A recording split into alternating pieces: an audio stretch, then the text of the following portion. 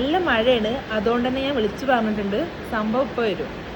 നല്ല മഴ, നല്ല വിശപ്പുണ്ട്. ഇന്ന് ഫുഡൊന്നും കൊടുന്നിട്ടില്ല. മന്തി കഴിച്ചാലോ? സാലറി കിട്ടിയാൽ ഞാൻ എന്തെങ്കിലും എനിക്ക് ഇഷ്ടപ്പെട്ട ഫുഡ് വാങ്ങി കഴിക്കാറുണ്ട്.